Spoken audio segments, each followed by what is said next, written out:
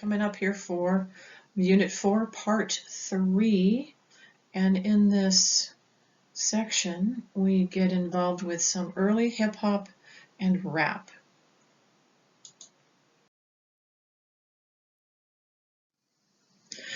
So pioneers only, and actually up to maybe the early 90s is about what we'll be discussing. There is a film I put a link to that is not required because it requires a purchase to rent it, that is on the history of some of the sampling, and some of the groups that we'll have in this part 3 are covered in the film. So check it out. It says on there, I put a comment in Canvas, not required because it's not free. So if you don't watch it, it's perfectly okay, but I may refer to it a couple of times for those who might want to take the time to rent it. I think it's a couple dollars to rent it, and it's a chapter out of the same series that we saw in the first week of class, the sound, not sound breaking, it's the one that we watched that did the history of vinyl tapes and then into MP3s way back in the first unit. Hip-hop is and rap combined, which actually kind of is now absorbed into hip-hop as a style category. It's not, they're not actually exactly the same, but they do come from the same origins, is the largest genre of all time of any popular music of any time. And it has been consistently that way for a number of years now. Some of the more interesting scholarly journals that you can find on music analysis are from the Journal of Hip Hop, and that's truly what it is titled. It's not just a juvenile style any longer. It's not just representing one ethnicity any longer. It's just a very fascinating cultural blend of poetry and sometimes sung lyrics, again, like traditionally, and lots of sampling and scratching for turntablists in the early days. And it's really because of its innovative use of sound, particularly inherited from Jamaican disc jockeys, it's changed the legal side of the music business in a major way. And this isn't a class on the business side of music, but just know that the whole advent of sampling music that had been previously recorded by others and then reinvented into your own song, and even an element of scratching to a certain extent, and licensing and all kinds of things have changed because of the population and explosion of hip-hop. So the first group that we have a song from is often given credit as being one of the first hip-hop hits, and that's what I have in the bullet point there. This is the Sugar Hill Gang and the famous song from 1979 called Rapper's Delight. And it's interesting now that going back so many years later, it actually contains some of those music business issues that would come up and bite other artists in the arm, so to speak. But it is a product of an interesting lady, and her name is Sylvia Robinson. I'm going to get my pen. So, oops, I crossed out part of her name. Sylvia Robinson. Let's see if I can make that prettier. I have all these fun little tools here. Is a music veteran at this point. She has sung in the past of the early 60s with some R&B groups. She's produced groups by the early 70s. She's really had a legacy of music business work, both singing and behind the microphone, as one says, for almost 25 years by the time Rapper's Delight kind of gets under her wing. She had children that were bringing home these mixtapes from street groups and parties in her parts of New York City, and she heard this incredible music and this incredible poetry and wanted to find out if she could find someone who could rap.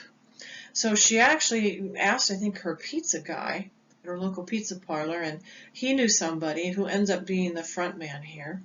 This guy right front and center. And they create Sugar Hill Gang, which is a Sugar Hill label, is the record label that she and her husband start. And they create this fairly long first hip-hop hit called Rapper's Delight. It's very famous now. It's not uniquely all their own, and that's going to become a theme of early hip hop for a long while, actually. They borrowed a lot of the key phrases you hear and you know from this from local New York City disc jockeys. It was very common at the time to have individual disc jockeys for almost neighborhoods, slightly bigger than a neighborhood, but a borough would listen to one particular disc jockey and they had a particular style that they wanted to tune into. This was competing almost like independent records were competing in the 50s for listenership. And the disc jockeys of these smaller radio stations would get very animated and have catchphrases and hip-hoppy kind of lyrics that they would rattle off very quickly. Well, the guys from Sugar Hill Gang did a lot of little thievery. It's hard to copyright that stuff, so I'm not certain if anybody actually went to court in those cases, but know that a lot of those catchphrases are not solely inventions of their own. Neither is the sample that they rap over, or that they do their hip hop MC work over. Back in our disco section, we learned about the group Chic, and they are considered a disco group. Well, the Good Times song is the absolute underpinning for Rapper's Delight by Sugar Hill Gang. It might be interesting because in class I would have done this. Go back and revisit the beginning of Chic so you get a feel for what that bass line and that instrumental underpinnings are. And then listen to Rapper's Delight to see if you can see what they lifted. They did in fact get in trouble for that. They were, taken to court and had to pay a little bit of money after borrowing too heavily. And again, the rules and the business of music was evolving and changing, and possibly not as strict at the time, but clearly you still couldn't steal from people.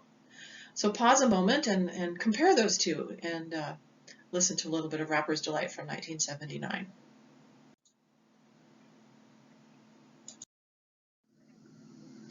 So not all of the hip hop is about fun and parties and hanging out in the streets, although that is largely where it came from. It originates in the Bronx area of New York City. The Bronx was an awful place and still struggles even to the present day with poverty and gangs and rampant drug abuse and violence. But the Bronx in this time period, in the transition from the 70s into the 80s, looked like a bomb had gone off in many cases. Buildings would catch fire and they didn't have enough structure within this area of the borough to even have the right enough fire people to come out and put it out. So they just let things burn to the ground in some cases. Ronald Reagan was running for president prior to 1980, and he visited it and was shocked. And there's some interesting historical footage of his visit to the Bronx. So hip hop is not as like I said, not as party and up and fun as the Sugar Hill Gang's version of its depiction is. It's pretty grim in some cases. And Grandmaster Flash and the Furious Five actually depict that, particularly in this song called The Message. And The Message is a rapper presents a collage of urban decay and degradation worthy of Dante's Inferno. Progressively worse horrors of hell. His own brother steals from his mother.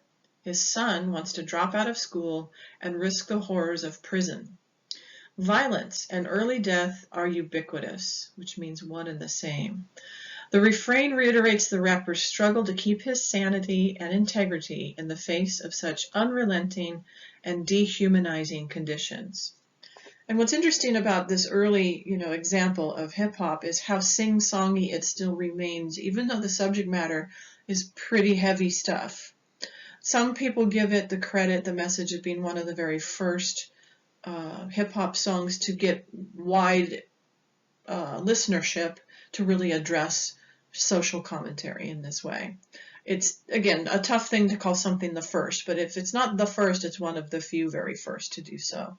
So that's why I just say early social commentary in this particular bullet point.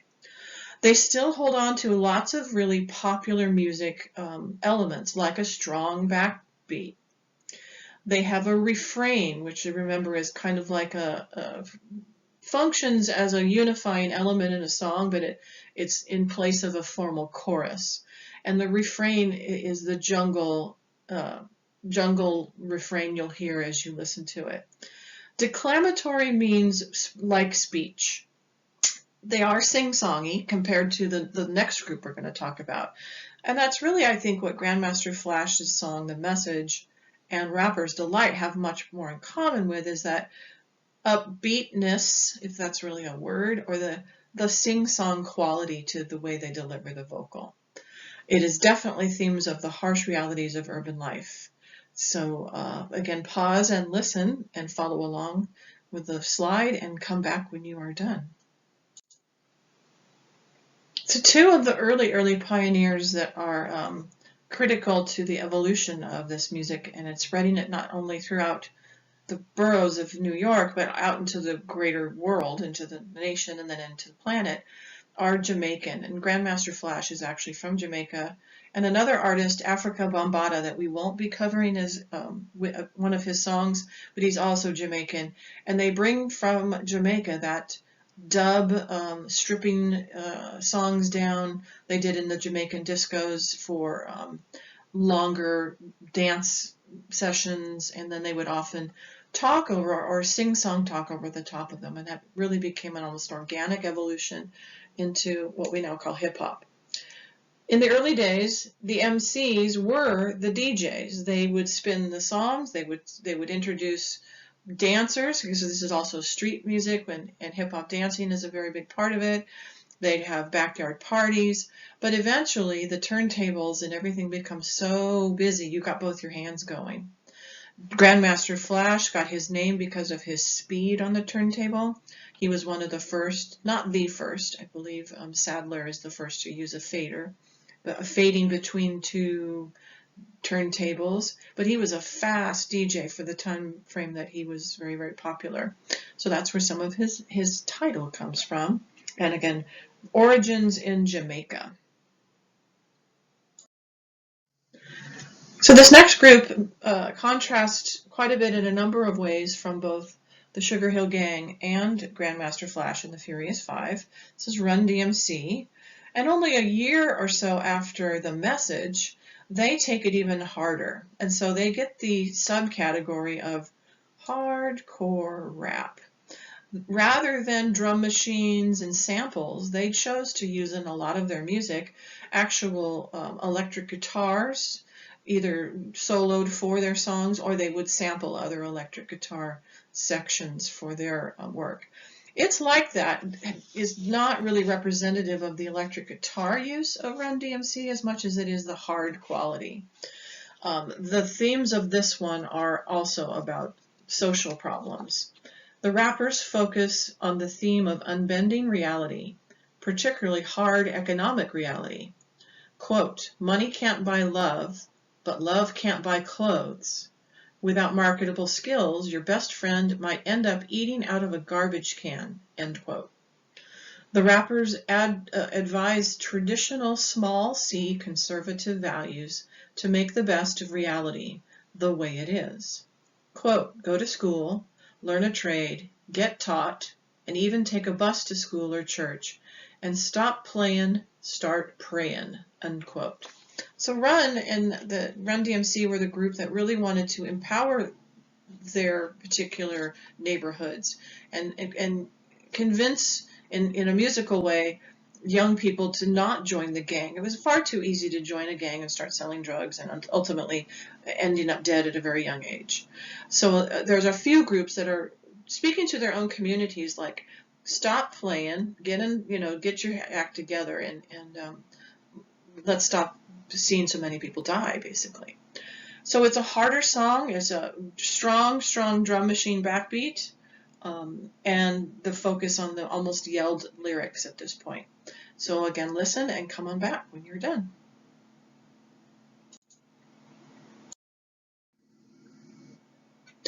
All right, in complete contrast from the other three that we've already talked about, Rapper's Delight by the Sugar Hill Gang was our first group.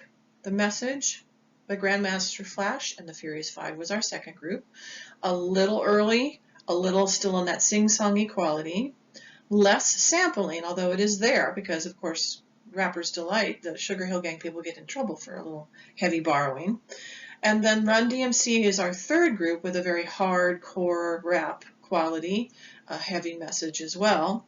Along, quite a few years later come Public Enemy, which highly sampled, so much so that their sound is considered extremely dense. And they just didn't sample other songs. They sampled television programs and noise from the radio and speeches and all kinds of things. The Bomb Squad is the name of the group of gentlemen who did most of the production work behind it. Chuck D and Flava Flav are pictured here. They're two of the main rappers for Public Enemy. And they, again, were dealing with controversial subject matter about social inequality within the African American community largely. One of their songs made it into a very famous film by Spike Lee, Do the Right Thing, and that got them an enormous amount of prominence because Fight the Power was a highlighted song as part of that film, which is a fantastic film I have to recommend. It was nominated for Academy Awards. I don't remember who wins awards this long in history, but Spike Lee is an incredible director and producer as well. But this song is not from that. This is actually another theme of inequality. The singer claims he has called the emergency number 911 a long time ago, and no one has responded. So I just want to caveat that with this has nothing to do with the tragedy of 9/11. Look at the date of this song. It's from 1990, a decade before 9/11 would occur. They are writing about, and actually Flava Flav does most of the rapping in this one, about the inequalities that I was talking about before, a neighborhood so poor and so desolate that even firefighters and EMTs and people who could normally help in a situation there's not enough of them, there's not enough funding, there's a whole lot of problems with it. So that's what's being criticized here. They're also not criticizing first responders. They're criticizing the system that doesn't support people who offer help. The analysis goes on to say he believes the whole idea of the emergency squad's availability to help people is a cruel joke because they will get paid whether they do their job or not. So the squads don't really care about people, particularly those in African American neighborhoods. So this is, again, the perspective of someone if they were living under those circumstances in a project somewhere in the inner city of any big city in many states in our country who feel like they're not getting the same thing as people in other cities. Poly, remember, means multiple. So this has got polyrhythms, a highly African contributory musical element. And there's a big density of sound to this particular group. If you're not familiar with Public Enemy, should be a huge contrast to your ears from the other rap that and hip hop you've already listened to in the first few songs. So listen and come back, please.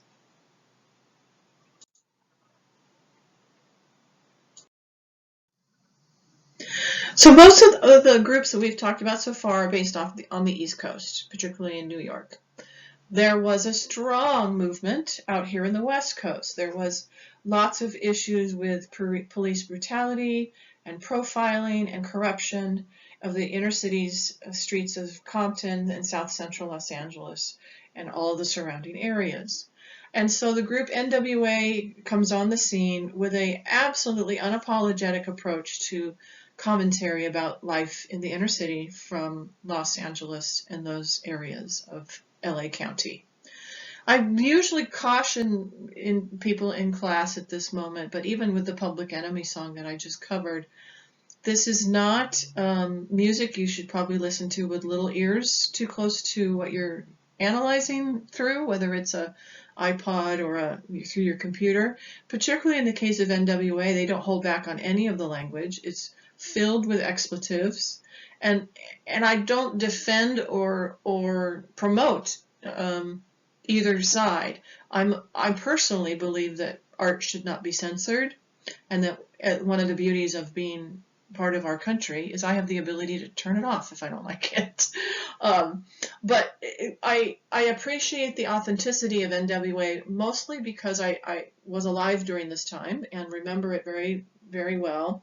I do remember how shocking their music was to those who weren't from South Central Los Angeles, those who weren't in the African American communities, um, to suddenly hear how much anger was in their music. But if they were to clean it up, that wouldn't have been the authentic lives that they were living. So it really, this one particular group, I think, takes us all the way back to the beginning of the semester when we learned about the origins of some of the blues artists that we learned about. And one of the main elements was that authentic lyric, that a blues artist was not going to make it pretty and operatic and poetry. They were going to sing it the way they felt it. And for that time period, that was shocking too. Well, fast forward, what, 70 years or so, depending on when you think the blues began. If NWA has any connection to the blues, it is that authentic lyric, that shock, and they're speaking to their community. The way that they use profanity and anger in their rapping is the way they would have been talking on the street, for sure. Many of you have probably seen the movie Straight Outta Compton.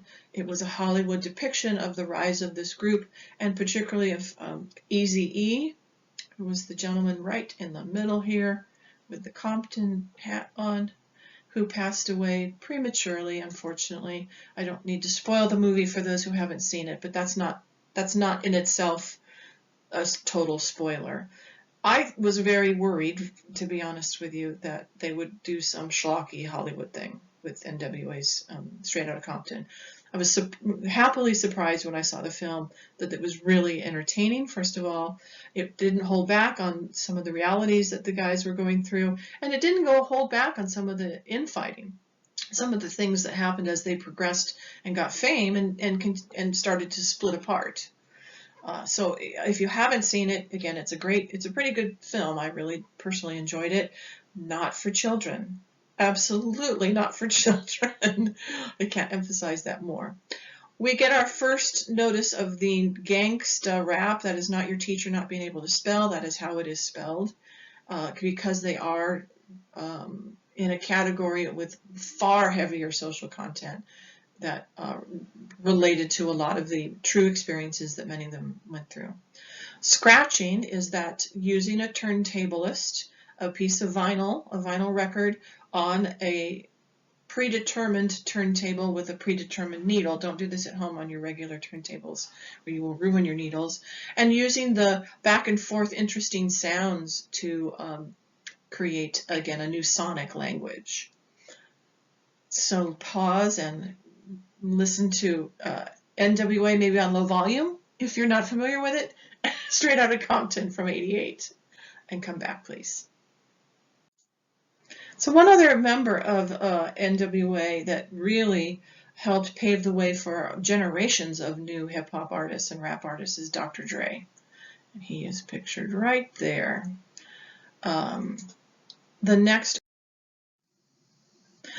Snoop Dogg is a prodigy, I guess we'll say, or a protege, I have it in here, of Dr. Dre. He was from Long Beach, and he's still around, and he's still creating music and social awareness, and really an interesting figure. He becomes kind of the punchline of many people's jokes because he's so unapologetically a fan of marijuana. He's also had a lot of sort of persona changes in his career, going through a whole reggae period for a while where I think he called himself Snoop Lion. But he's kind of now back to Snoop Dogg if you know anything about him and follow him on social media. So he also represents West Coast gangster rap. I mentioned he was a protege of Dr. Dre, but he comes to it with a little more of that laid back, only Snoop could do kind of quality. He samples some of our Parliament Funkadelic master George Clinton's work. The phrase "da bomb" is a sample from a very famous song by George Clinton.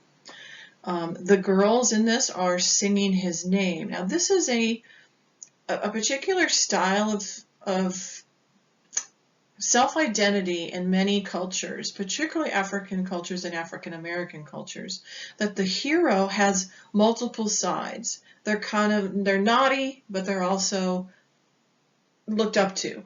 I Shot the Sheriff by Bob Marley and the Wailers has some of that in it as well too. It goes all the way back to the 20s and even the 19th century. You can find these, I call them anti-heroes, but they're really more complex than that. The anti-hero is kind of a literature reference.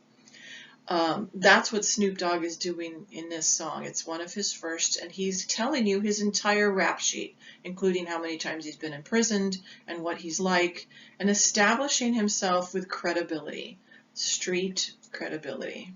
Oh, my pen is interesting there. So this is our last of the hip hop and rap section. Just again, we touch upon the pioneers in our course, listen to some Snoop Dogg, Who Am I? From '93, and be sure to go on to part 4.